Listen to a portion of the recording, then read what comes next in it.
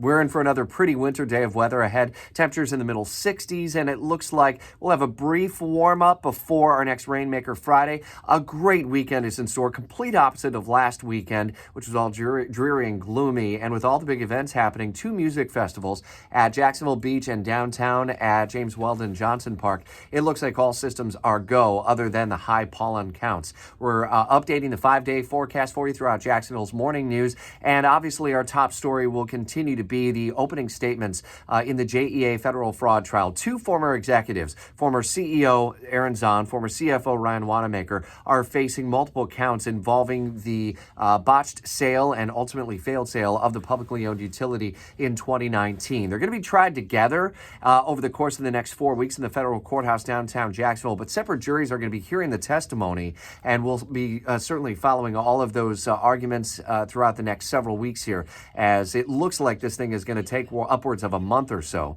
with updates for you throughout Jacksonville's morning news and a deep dive into the background of the story at WOKV.com. It's described as an unfathomable accident on a South Florida beach as a young girl is buried alive in the sand, and a boy as well in a hole upwards of 5 to 6 feet deep. The girl tragically lost her life as people who were on the beach frantically dug to free them. The boy hospitalized, and an investigation is underway.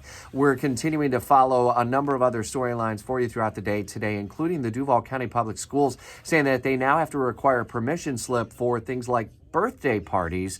Teachers are pushing back on that, saying their hands are already tied with all the other stuff that they have in front of them, including education. We're on top of this storyline and some of the other maybe unintended consequences of the parental rights and education law now in the state of Florida. These and other stories unpacked for you throughout Jacksonville's morning news, live and local until 10 on 104.5 FM and streaming on all devices.